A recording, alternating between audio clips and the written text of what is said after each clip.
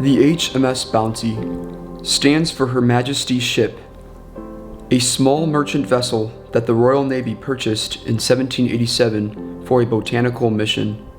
On the 23rd of December, 1787, Bounty and her crew began their journey towards the island of Tahiti.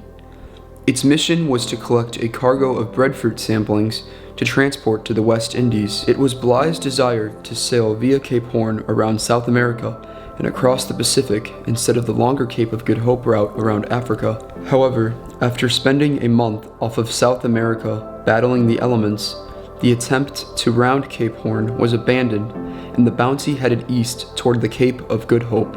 After a 10-month journey, the Bounty arrived in Tahiti in October 1788 and remained there for 5 months. On Tahiti, the crew enjoyed an ideal lifestyle, reveling in Tahiti's comfortable climate, lush surroundings, and the famous hospitality of the people living on the island. On April 4th, 1789, the Bounty departed Tahiti with its store of breadfruit samplings. On April 28th, near the island of Tonga, Christian and 25 petty officers and seamen seized the ship. Captain Bligh, who eventually would fall prey to a total of 3 minutes in his career, was an oppressive commander and insulted those under him by setting him adrift in an overcrowded 23-foot-long boat in the middle of the Pacific. Christian and his conspirators had apparently handed him a death sentence. By remarkable seamanship, however, Bligh and his men reached Timor in the East Indies on June 14, 1789, after a voyage of about 3,600 miles. Captain Bligh returned to England and soon sailed again to Tahiti, from where he successfully transported breadfruit trees to the West Indies. Meanwhile, Christian and his men attempted to establish themselves on the island of Tabui. Unsuccessful in their colonizing efforts, the Bounty sailed north to Tahiti, and 16 crewmen decided to stay there, despite the risk of capture by British authorities. Christian and 8 others, together with 6 Tahitian men, a dozen Tahitian women, and a child, decided to search the South Pacific for a safe haven. In January 1790, the Bounty settled on Pitcairn Island, an isolated and uninhabited volcanic island more than 1,000 miles east of Tahiti. The mutineers who remained on Tahiti were captured and taken back to England, where 3 were hanged. A British ship searched for Christian and the others but did not find them. In 1808, an American whaling vessel was drawn to Pitcairn by smoke from a cooking fire.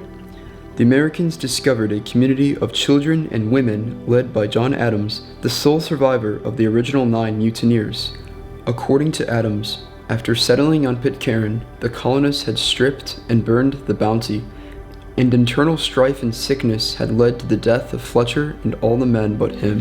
In 1831, the Pitcairn Islanders resettled on Tahiti, but unsatisfied with life there, they soon returned to their native island. In 1838, the Pitcairn Islands, which includes 3 nearby uninhabited islands, was incorporated into the British Empire. By 1855, Pitcairn's population had grown to nearly 200, and the 2-square-mile island could not sustain its residents. In 1856, the islanders were removed to Norfolk Island, a former penal colony nearly 4,000 miles to the west. However, less than 2 years later, 17 of the islanders returned to Pitcairn, followed by more families in 1864. Today, just a few dozen live on Pitcairn Island, and all but a handful are descendants of the Bounty mutineers. The story of the HMS Bounty was significant because Hollywood made 3 films about them. The movies were made in 1935, 1962, and 1984, following the same storyline. After watching all 3 of them, I personally enjoyed the second one because of the way the story was portrayed.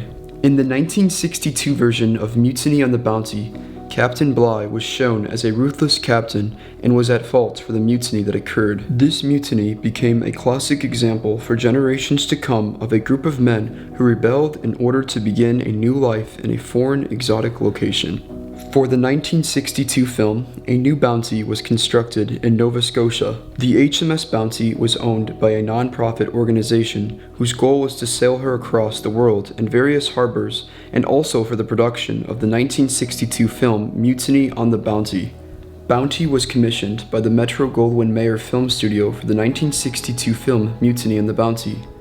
She was the first large vessel built from scratch for a film using historical sources. The HMS Bounty was launched on August 27, 1962. Crewed by Lunenburg fishermen and film staff, the vessel sailed via the Panama Canal to Tahiti for filming. Bounty was scheduled to be burned at the end of the film, but actor Marlon Brando protested, so the vessel was kept by Metro-Goldwyn-Mayer. After filming and a worldwide promotional tour, the ship was berthed in St. Petersburg, Florida, as a permanent tourist attraction where she stayed until the mid-1980s. I had the opportunity to see where the ship was berthed in St. Petersburg and visited the St. Petersburg Museum of History to learn more knowledge about the HMS Bounty.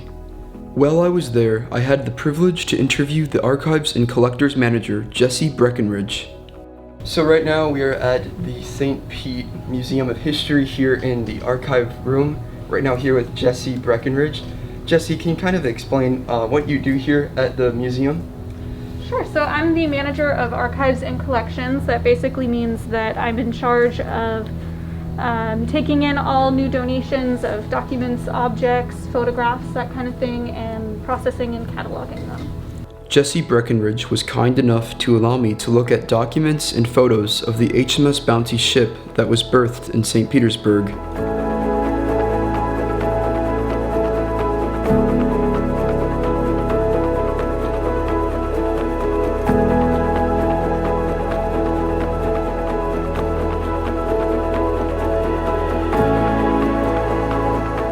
After looking at the photos, Jesse showed me some artifacts from the HMS Bounty.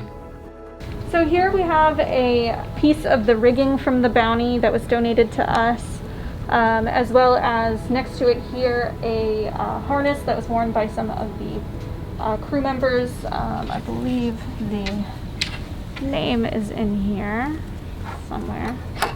Here we are. The name, this actually did belong to the Fletcher family as well. And this over here is the uniform worn by crew members on the Bounty.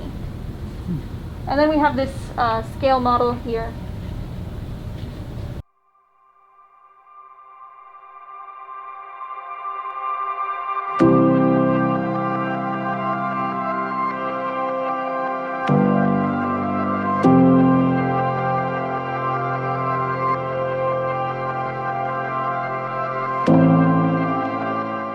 After meeting with Jesse, I had the opportunity to meet with the director of the museum, and he shared some of his experiences and memories that he remembered when the Bounty was berthed in St. Petersburg. Right now, sitting here with the director of the museum here in St. Petersburg. Can you kind of just tell us what you do here? Sure. My name is Rui Frias. I'm the director of the Museum of History. So basically, I oversee the day-to-day operation of the museum. When I found out about your documentary about the Bounty, it means a lot to me because as a little kid, right out the window of my office is where it was docked for a number of years.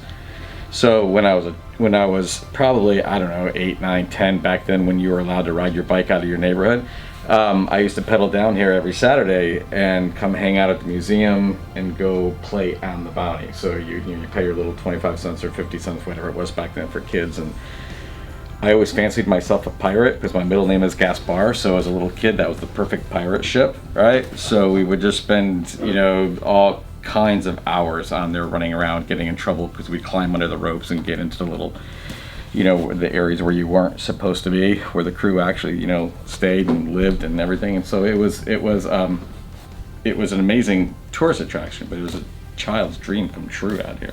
This is a replica of the original HMS Bounty ship. Mm-hmm.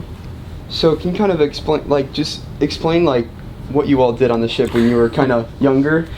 Well, when you entered the ship, you could go inside of it, obviously, and it was basically, it's almost hard to explain because growing up in that era when Florida had, a million of these type of tourist attractions. So you would actually go through the ship, you would see like the sailors' cabins, the captain's quarters, and they were all decorated like they were at the period time of the ship when the Bounty actually sailed. So of course that was all cordoned off and stuff, and of course being a 10-year-old or 10 to 12-year-old boy in St. Petersburg, you wanted to go play with the ship's wheel and things like that, and go play with the captain stuff. So you'd climb under the ropes, and that's when you get in trouble, and they kick you off the boat. Did that actually happen to you? But you just allegedly, but then you just come back the next week and pay your 50 cents and go play again. I mean, it's, and the bounty actually was used. Corporations would rent it for parties, for cocktail parties. Companies would rent it, and they would take the boat out, and to impress clients. I do know for a fact, like at St. Petersburg High School, back during the 60s and 70s, a lot of their civic clubs would have parties on it, like their events. So it was a popular, not just a tourist attraction, but almost like an event venue as well. So I also understand from what I was told that because every month they would take the bounty out, take it around Tampa Bay, and bring it back into the channel, and they would always change the direction it faced. So like for instance, the front of the ship would be pointing west as it docked along the seawall. Then the next month they would turn around so it would face the other way, because the ship was an actual. I mean, it was built by the actual shipbuilder, so it was wooden. It was real. The ship, it wasn't just a replica for a movie, and everything was wood in it. So they had to because of the sun in Florida, they had to continually turn the ship in opposite directions so the sun wouldn't warp the masts, because they were wood. Along the way. The ship did have engines, correct? Yes. Yeah, that was the modern part of the ship. And they, like I said when I was telling you downstairs, that we were trying to bring a Spanish galleon to basically dock where the Bounty used to dock as an attraction. The Coast Guard and the Army Corps of Engineers were worried about the shallow channel, and not where the ship was going to dock, because where the Bounty was docked was deep enough. It was about 11 feet of water, but it was coming in and out of the actual Vanoy Basin at the entrance, and they were afraid that it may get stuck there. So of course I asked, well, how did the Bounty get in and out? And this was back in the day before people worried about things like that. So the rumor is that they used to drag their anchor to dredge the area, which is, no way you could do that now. The Coast Guard would kill you if you did that now to the seabed. But apparently that's what they used to do to make sure that the entrance of the Vanoy Basin was deep enough for the boat to come in and out. So after all of your childhood memories on the ship, how did you feel when you heard it sunk? Well, first of all, to begin with, we were pretty angry that Ted Turner took the boat up north half the year, because it was such it's almost like, you'd come downtown, you drive downtown. I worked downtown, so you'd either, you'd be biking or walking or running along the waterfront, and it was just there. It was just always there, this big, massive, beautiful ship. So, most of us were pretty angry. I was really angry when Ted Turner took it up north. But it was heartbreaking, to hear the news when after Hurricane Sandy sunk the ship. And it was understandable. And at first, a lot of people were like, what was the captain thinking? But it was a huge ship, and just like the U.S. Navy, every time, we're in Florida, so we're used to, it's June, time for hurricanes, and even the U.S. Navy moves its ships out to sea when the hurricanes, or if a hurricane is approaching, because it's safer for a boat like this to take the hurricane on the open sea than in a docked area where it would have just been smashing up against the, whatever dockage it was attached to. So, yeah, I think there was a lot of, the people who grew up in the city, there was a lot of sorrow when that happened.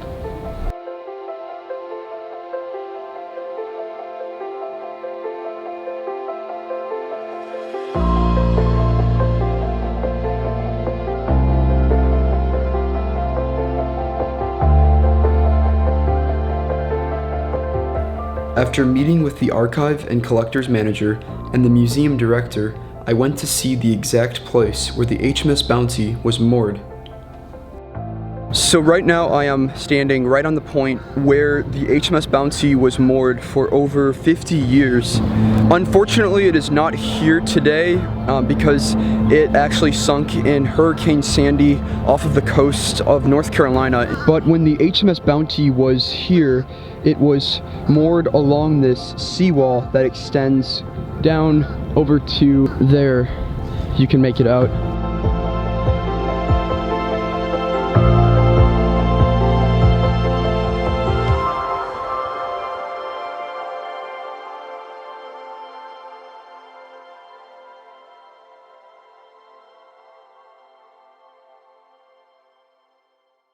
After the filming of Mutiny on the Bounty, the ship was used in a variety of films, including an episode of Flipper and the movie Yellowbeard. After the ship was berthed in St. Petersburg, Florida for some time, in 1986, Ted Turner acquired the MGM Film Library and Bounty with it. The ship was used for promotion and entertainment and was used during the filming of the movie Treasure Island. Turner donated the ship to the Fall River Chamber Foundation, Inc., which established the Tall Ship Bounty Foundation, Inc., to operate the ship for educational adventures, as well as a tourist attraction and celebrity promoter of Fall River, Massachusetts. Bounty summered in New England waters, operating out of the Fall River Heritage State Park faculties, and wintered in Florida, operating out of the St. Petersburg Pier. In the mid-1990s, Marlon Brando, star of the 1962 version of Mutiny on the Bounty, showed interest in using the ship for a project in the area of his island in the South Pacific. However, he was surprised at what it costs to operate a ship with a crew on a weekly basis, and he passed on the idea. While under ownership of the Tall Ship Bounty Foundation, the ship went into dry dock twice and had major improvements to the ship's ribs and planks. During the second dry docking, Captain Robin Walbridge decided to permanently remove the copper cladding and in its place applied marine anti-fueling paint to repel the insects that bore into the wood. Due to the lack of commitment to long-term funding by the private and public sectors, the trustees of the Tall Ship Bounty Foundation, Inc. determined it was time to put the ship up for sale. Due to cash flow problems, all the crew's contracts were terminated, and volunteers kept a watch over Bounty and its dock at Fall River Heritage State Park. On the 15th of March 2001, the ship was sold to the HMS Bounty Foundation. The ship's declining condition caused the vessel to temporarily lose her Coast Guard certificate of inspection, but Bounty was restored. The vessel's bottom planking was replaced and repaired as required at the Boot Bay Harbor Shipyard in Maine in 2002. Moored in her winter home in St. Petersburg, she again became available for charter, excursions, sail training, and movies, including the SpongeBob SquarePants movie. In 2004, she left Florida for her season in the Great Lakes, but stopped in Lindbergh at the shipyard where she was built, where the stem was replaced along with other more routine maintenance. In August 2007, Bounty had just completed a $3 million restoration and was making a 7-week UK tour prior to embarking on a world tour via South Africa and New Zealand to Pitcairn Island. Bounty's owners had offered her for sale since 2010. The ship was for sale as of 2012 for $4.6 million. Later, on October 25, 2012, the vessel left New London, Connecticut, and was heading for St. Petersburg, Florida, initially going on an easterly course to avoid Hurricane Sandy. 4 days later, on the 29th of October 2012, 16 Bounty crew members abandoned ship off the coast of North Carolina after getting caught in the high seas brought on by Hurricane Sandy. The Bounty was sunk at 12:45, and 2 of the crew members on board were reported as missing. The captain of the ship was not found, and was assumed to be dead on November 12, 2012.